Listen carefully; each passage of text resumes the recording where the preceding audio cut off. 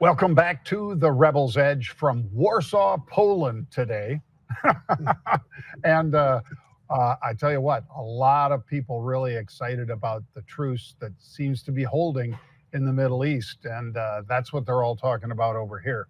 But we're also going to be talking about stocks and a little sports and maybe some of the futures that are really rocking and rolling right now on today's Rebel's Edge.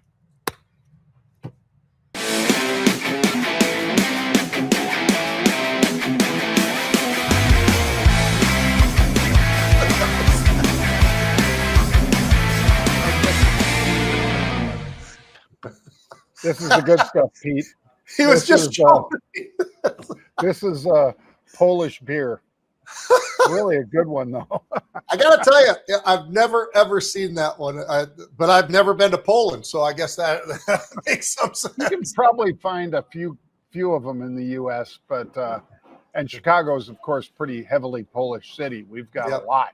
That's Ukrainian true. Village, Polish, of course, Puerto Rican, Mexican. Blacks and whites are kind of a minority. Yeah. Native, but hey, it's wonderful, and diverse cities are cool, and this is beautiful over here, Pete. I tell you what, very nice people.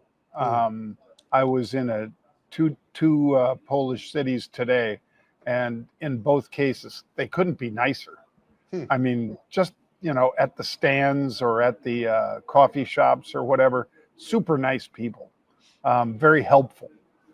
Whereas sometimes in the U.S. they kind of give you the bum's rush to get on to the next person. It's not that we're not nice in the U.S., but this was different level. Yeah. Anyway, that's Pete Najarian, folks. I'm Jon Najarian.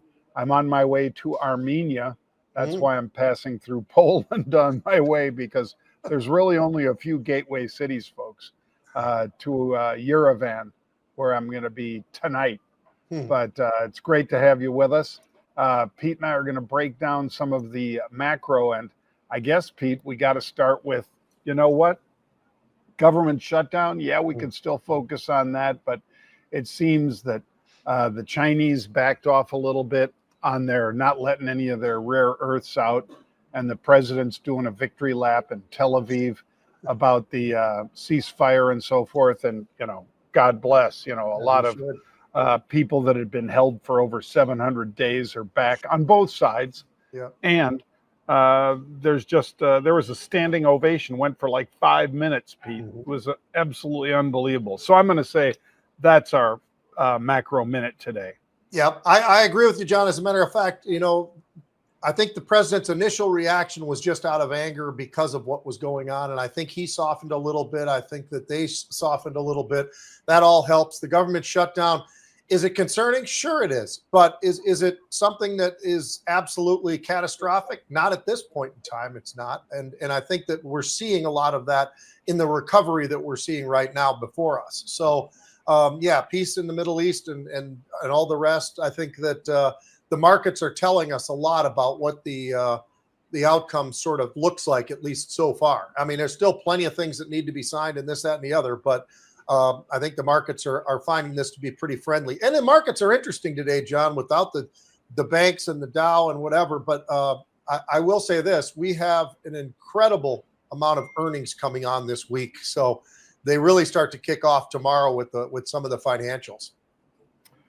Well, I'll go and throw out, Pete, fantastic futures. I'm going to say copper because copper made nearly a 5% move. But gosh, I'm sure you're going to have a lot to say about the VIX because, we were up over 22 briefly, not today, but last week, and pulled back a little. And then today it's down like double digits, right? Yeah, I mean, they're beating it up pretty good today, John. Now down close to 10%. It's gotten spanked back down underneath 20. Now the question is, do we continue that flow and get back to where we were in the markets that we had? And that'll be something to see how that plays out. Obviously, a lot of that has to do with the president himself, and Xi, and all the different conversations that'll probably be going on. And they did have that thing going on, John, where there was talk about them not getting together for a meeting and so forth. So, you know what? We'll see how all this plays out. But to your point, yeah, the VIX made that big spike, didn't hold on for very long at all, and we're back underneath 20. So that shows you a lot about what's going on. I'll tell you what, we still got to just point out what's going on with silver and gold. I mean, silver, John, over 50. I mean, you know, this is an unbelievable run that's been making. And gold over 4,100. So, you know, the moves that we're seeing, gold today was up about 3%, something like that. It was 6% for silver, making a really nice move. Like I said, new all-time highs for silver. So that backdrop just continues to be a big player within the global markets for sure.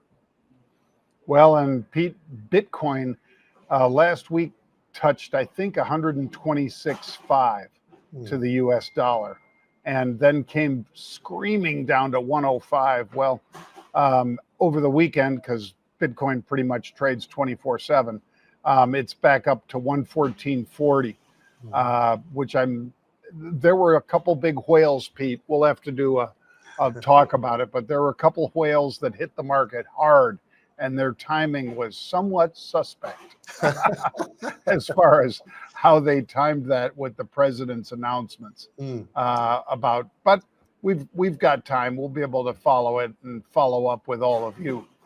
All right, Pete, let's dive into stocks.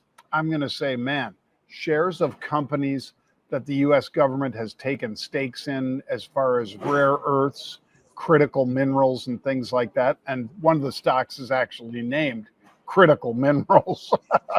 That's a good name, by the way. They are making big moves. I mean, UUUU, which is one that you and I have talked about a lot because of the data center part of this, Pete, because any uranium play is a play for folks that believe that we don't have enough electricity from just coal, from nat gas, from wind, from solar, from waves. We got to have nukes. And whether it's small nuclear reactors or modular reactors, SMRs, or whether it's big nuclear facilities like 3 Mile Island that basically is reopening half of itself that it shut down just for Microsoft data center. I mean, this is big, but take a look at the unusual activity in it, because were they buying in there? Yeah, they were. They were buying the November 22 calls last week with the stock at 20. Where did it go? Almost 25 today. So that's a pretty nice pop. Yeah, absolutely, John. I mean, you know, anytime you see a stock move like that, it's incredible. Especially this is a mature stock. It's one thing when you're just grabbing something that's just gotten out and it's moving around all over the place, but these are mature companies that we're talking about that are making unbelievable moves. That UUUU, I mean, year to date, it's only up 372%, John. So, I mean, you know, who's it's pretty incredible, right? I mean, and it's at new highs. You know, the government's getting involved with the stocks and trying to stockpile some of this up and all the rest of it. So when it's all said and done, whether it's Lithium America or USA Rare Earths or Trilogy or MP, I mean, take your pick, UUU. These things are on fire. And for the people who think that this is done already, the whole AI thing, and I keep hearing that, John, on television, you know, not everybody, but there are people that come on there that will say, you know, I think it's made its run. It's like, I don't think so. I think it's made a run. It ain't the end of the run, though. I think it's more closer towards the first quarter of the run, maybe. And I think this is something that could continue to the upside. So UUUU and some of the other names that are out there that are providing some of this, I think there is still plenty. And when we see the unusual, that's why we react really fast, because it makes sense. And if it makes sense and we see others doing it, coming in with 10,000 or more, or maybe even a little less, that they're saying, hey, look, this thing's not done. I tend to lean with that crowd. Yep. Well, that's why you've been in the business for so long, Pete, because you don't want to fade those people. You'd rather say, I'm going to follow those people. That's what we do all the time. Well, let's take a look, Pete, at Broadcom. Symbol AVGO. Used to be BRCM, now it's AVGO. It's up double digits, OpenAI and Broadcom announcing a strategic collaboration to deploy 10 gigawatts of OpenAI's designed AI accelerators. Well, as you might imagine, that's going to move the stock a lot. Like I already said, 10%. But did you see what the unusual activity was? Because if you weren't one of our subscribers, you probably didn't. But here's what it looked like. AVGO, again, last Thursday, Pete.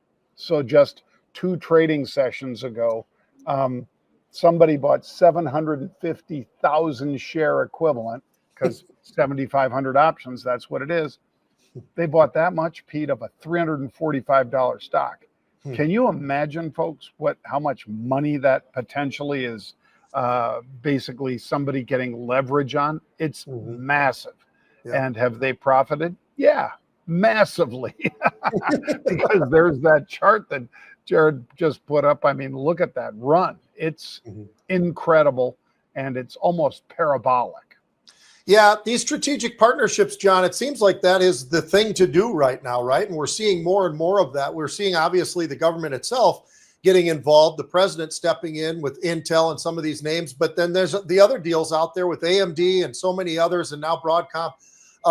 I think these collaborations, partnerships, whatever you want to call them, make a heck of a lot of sense right now, John. And again, it's all about demand and the demand that's out there for data centers, for AI and all the rest of it. Now, Broadcom's another one. I'll just say this. It's not up quite as much as Energy Fuels, John, but year to date, 53% is a pretty nice return for a company like this that's been around for a really long time.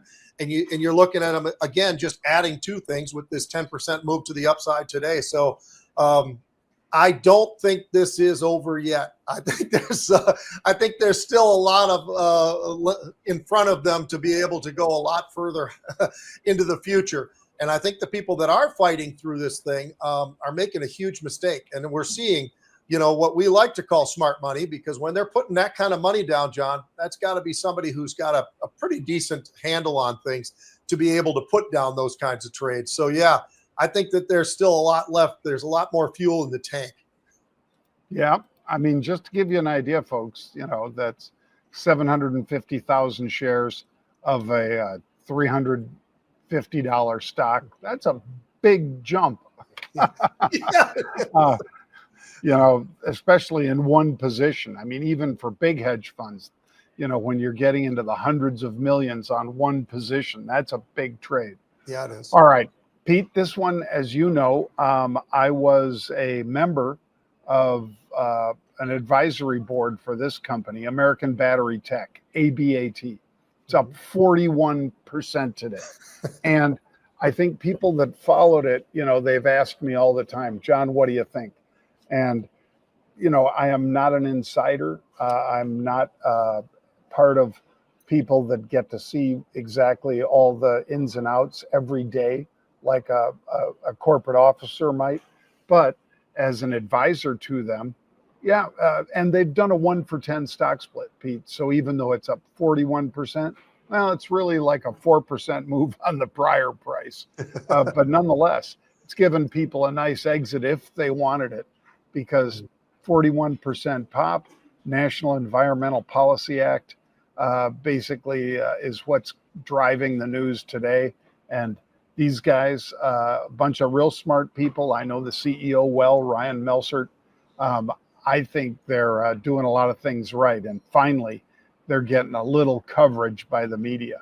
Yeah, and part of the problem probably, John, was the fact, and it's something that works out well for you and I oftentimes, but market cap. A lot of market cap names that are very low, under $1 billion, relatively speaking. I know that sounds like a big number, and it is, but when they get underneath there, and this is a company that's, I think the market cap's around 600 million or something like that. I mean, remember there were stocks that if they got down to like 300 million, a lot of folks don't like for you to talk about them on television or anywhere else. And so in this case, this is a great company, like you were talking about. You've got some meat on the bone of this thing or whatever, but ecological and social, the impacts of everything that went into this whole thing with this, through this act, this policy act, these guys are making a pretty nice move. And I don't know that this one's done either. I think this is another one of those where, Am I chasing after it? No, but if there was any shot at seeing some unusual in this one, John, I think this would be one of those names where I'd be like, now I'm pretty damn interested. I agree. Well, now let's wind it up, Pete, with Bloom Energy. And yes, folks, we also had unusual activity in Bloom Energy. It is surging double digits today after announcing a $5 billion strategic partnership with Brookfield Asset Management. So look at how much that drove this stock. The stock was, 85. They drove it all the way up here. It's now 113. I mean, look at all that, folks, and look at the volume. The lines on the very bottom of that chart. I know most of you know how to read a chart, but those are volumes at various hour periods during the day. So when you see a move like this, you're just like, wow, Bloom Energy is really killing it. And Brookfield is really happy to have them on board, I think, Pete. Yeah, $5 billion strategic partnership sounds pretty good to me, John. and a company that's up 28% today, but it's up 500% in the last 6 months. I think you want to pay attention to that. And by the way, this is a stock that, just to put a little, color to it or whatever, this is a stock that 6 months ago, or however long ago, 6-7 months ago, stock was 17, 18 bucks. And now here it is trading, 110, 112, something like that. I mean, just think about that for a minute. Also, short interest probably helping a little bit on the squeeze factor of this one, because the shorts are out there. 17, 18% of it, John, is shorted. So they're not feeling too swell today as they're watching this stock just make this unbelievably catastrophic move to the upside. For the shorts, that's not feeling so good, as in my opinion. So, yeah, again, talking about AI, we're talking about factories globally and all the rest of it. I don't think it's done. And I keep repeating myself by saying that, but I think I keep hearing so many people say, well, it's starting to slow down. Maybe there's this, that, and the other. Well, maybe, but we're not seeing that. And until we start to see anything close to that, I think it's a lot smarter to approach this as, at least for now, this AI is still running, and it's running and gunning to the upside in a big way. And that means demand is going to be there. And the demand from the energy standpoint is the biggest part. And we're seeing that play out with just what we're looking at today, right? With most of the different things that we're seeing exactly that people are positioning themselves because of the fact that this is just the beginning still. Yeah. Well, I like all of that, Pete, and saying that it's not done is basically saying, yeah, if you're in it, roll it up. Yeah. Take some off the table, roll it up. And if you're not in it, we're saying that we still think there's an opportunity here. Mm-hmm.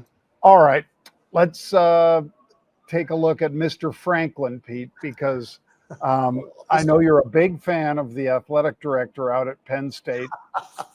Pete and that athletic director kind of got into it over at the University of Minnesota last year, where you guys should have beat them, Pete. Yep, we had them. had them on the ropes. Mm-hmm. But here's Mr. Franklin. He'd been there. Coach Franklin had been there, Pete, since 2014. I didn't realize it was that long, right. But they just recently upped his contract. And then after losing 2 in a row to basically nobody's, they cut him. They fired him. And I'm sure it was satisfying to fire him, but if you're paying the guy $56 million, well, let's take a listen and watch what this guy has to say about it. There is not a better job in the entire world than being a college football coach who gets fired. So true. Because James Franklin got fired today, right? You want to know how much they had to pay him? $56 million. This man got paid $56 million to sit at home and do absolutely nothing. Generational wealth for not meeting generational wealth. If any of us go somebody to work will hire him. Meet expectations, that's the one thing that he's getting leaving out, though. Somebody will hire him. And the crazy thing is, this is only the second largest in college football history. Jimbo Fisher got 77 mil. All that stress of recruiting, all that stress of game planning, all the travel. Hey, we're going to pay you $77 million to chill at home with your wife and kids. Chill out. Cool with you. Obviously, it's cool to me. If you want generational wealth, go into coaching, go all the way up the ranks, and then he's not wrong. Be absolutely buns. Gus Malzahn, 21.4 mil. Tom Herman, 15.4 mil. Generational Unreal. wealth for just not winning. And the thing is, the number only keeps going up, man. It is truly the greatest job in the world. John? And, you know, in some cases, Pete, they do have a clause where if the guy coaches someplace else, it cuts down how much they have to pay him. But I don't know if Penn State was smart enough to put that in there. Well, So, knowing that AD the way I know him, John, probably didn't do it. That little, whatever. People who don't know me don't realize. They all think, oh, Pete's the nicest guy in the world. And I can be a pretty nice guy until somebody goes the wrong way with me. And then I turn back into the football mode. I almost crushed that guy at a game last year. But anyway, I'm not going to talk about that anymore. He's a total tool, I'll tell you that. But, John, so here's what it looks like lined up now for this year. Troy Taylor, Stanford. He got fired back in the spring because of awful things that he was doing at Stanford. And you know what? Andrew Luck said, no mas, you're out of here. So he's one. So I'm counting him as a fire this year. Oregon State coach, he's gone. UCLA, gone. Virginia Tech, gone. Arkansas, gone. Oklahoma State, gone. UAB with Trent Dilfer, gone. Here's why James Franklin is gone, John. This one's really easy. First of all, and I don't want to be overly critical, but I will be critical. So this guy can win over all the pansies, but, you know, and some of those pansies are teams that are schools that I like. So whatever, but he's done pretty well there. Here's what his record is against top 10 teams as the head coach at Penn State. He's won 1/16 of winning percentage of teams that are in the top 10, 1/16. I mean, that says a lot, doesn't it? And think about this. The talent they had last year, and they used it, and they played really well, and they reloaded and had as much talent this year as they did last year. But, John, you misspoke on one thing. They didn't lose 2 in a row. They lost 3 in a row. They lost to Oregon at home. They lost to UCLA, and then they lose to Northwestern. And Northwestern is really, unfortunately, their coach might get fired. I mean, you know, and they're towards the very bottom of the Big Ten. And meanwhile, this guy, and by the way, he revived UCLA like nothing I've ever seen. Did you see this past week again, John? The coach's son is out there, and all he's doing is winning. I mean, he's calling the games. He's doing all this great stuff. And, you know, and Neuheisel's dad is just looking, going, keep going, kid. And he looks just like his dad. I mean, it's an awesome thing to watch how UCLA is doing this. And, you know, it shows you that with that talent and the right coach, maybe that says a lot about what the coaching ability is, right? I mean, because it's the same team that was stinking it up and couldn't put any points on the board. I didn't have time to put down all the points, John, but the points that they had in the first 3 games in total compared to what they have now is absolutely ridiculous to look at. And you got to give credit to the man who's responsible, who is now Neuheisel's son. That guy's got to be a layup to be the head coach at UCLA at this point. What do you think? And what do you think of Penn State and this guy getting $56 million to walk away?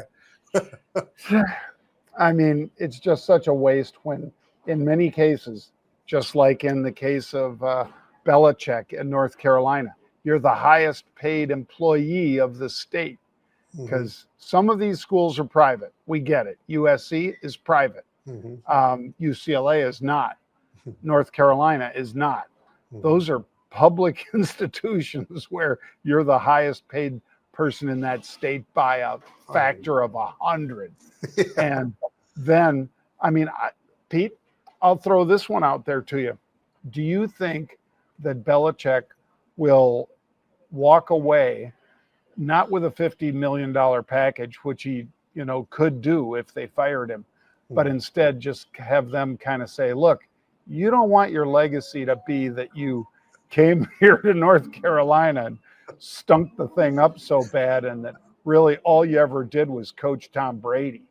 Because that's what people are going to say. They're going to say it wasn't you, it was Brady. But if you quit now, we work a little deal out where we don't have to pay you the 50. Maybe we give you 10 and we say adios. I think something like that could happen, Pete. I'm serious. Yeah, it could. And you know what? You just got to wonder, is he having fun? And my guess is no. But I don't know, and I haven't really talked to anybody down there. I have friends that are part of that coaching group or whatever. But so I should probably ask them. Maybe I'll do that and find out what the temperature is in that locker room right now for him. By the way, I got to give some kudos to two schools that have shown that there's still room out there for schools that not known for their great football. But John, Georgia Tech right now is 6-0. They're number 12. And how about Indiana? The highest ranking they've ever been, number 3 in the daggone country.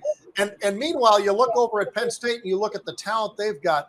I'll tell you what, it says a lot about how good this Cignetti, the coach of Indiana, is.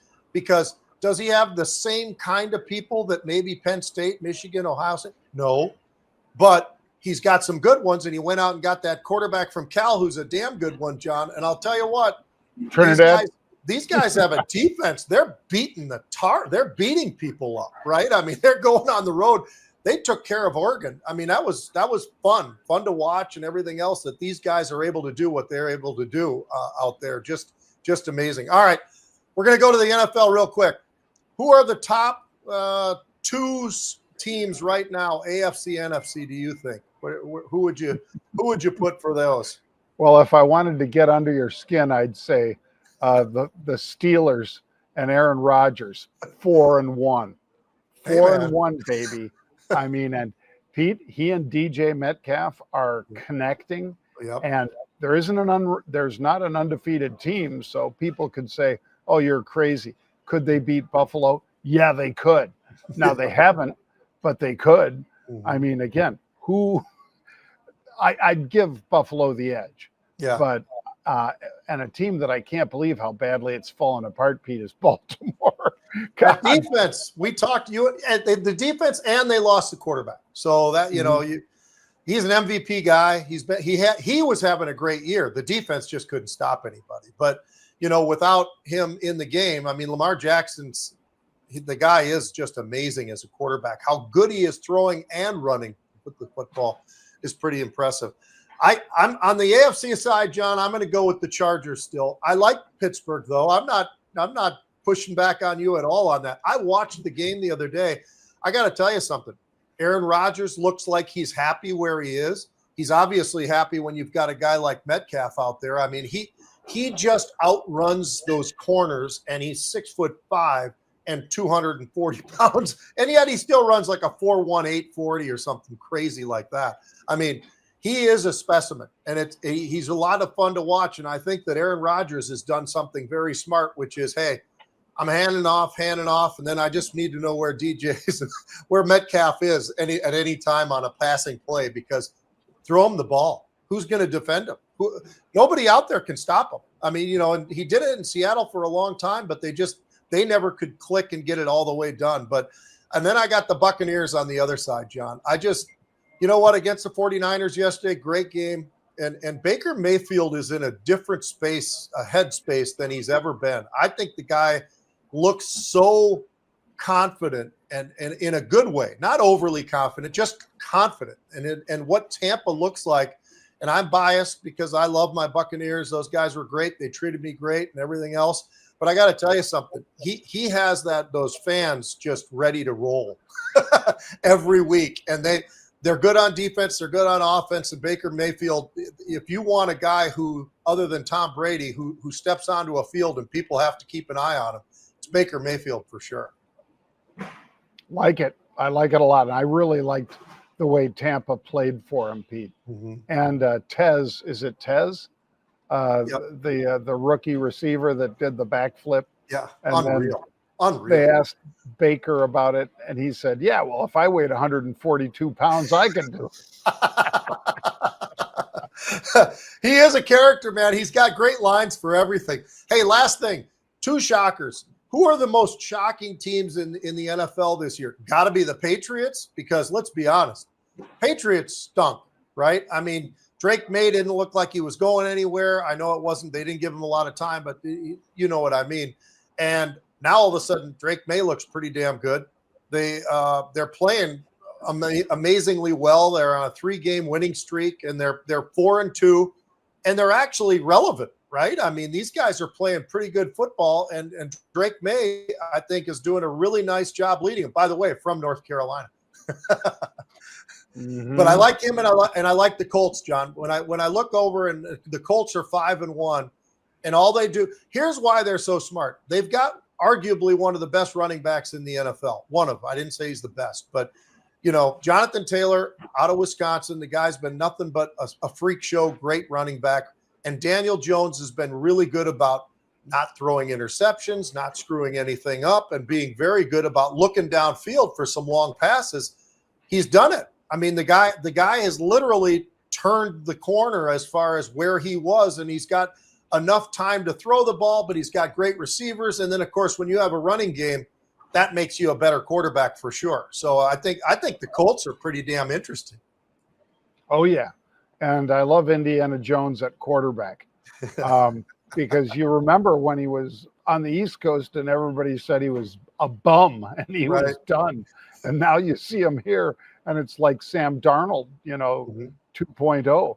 I mean, he just needed a better coach. I mean, the same thing is probably true with, Penn State and a bunch of these teams that, by the way, kind of sneaky, Pete, our old friend Dion actually is putting together a decent season without his son and without Travis Hunter, without either of his sons or Travis Hunter.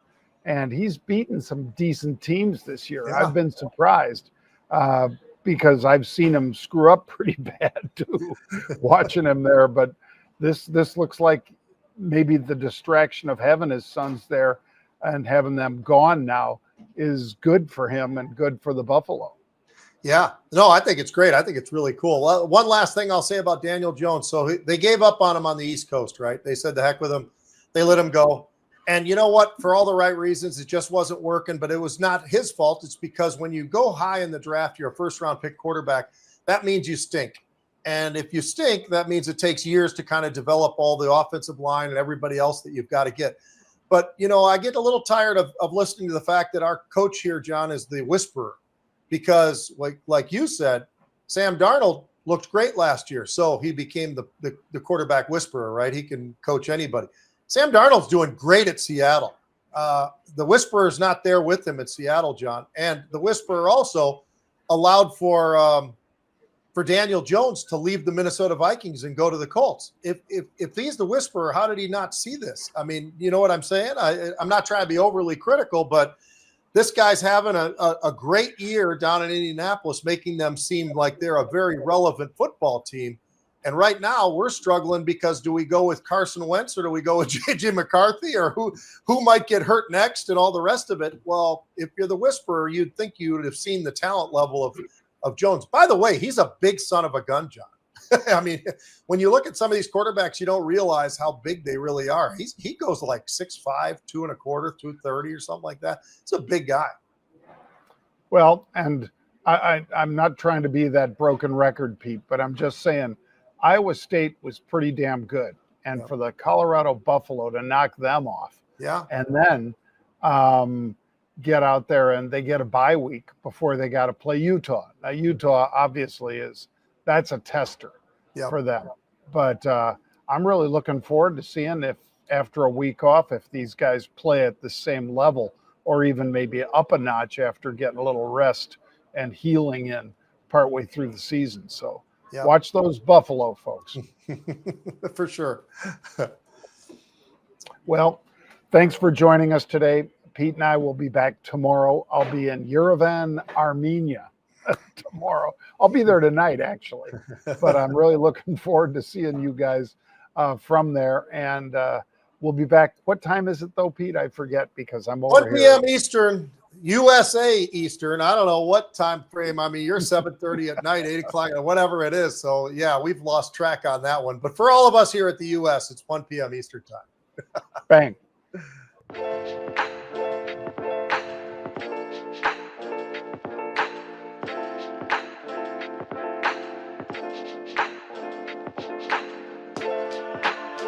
Bye.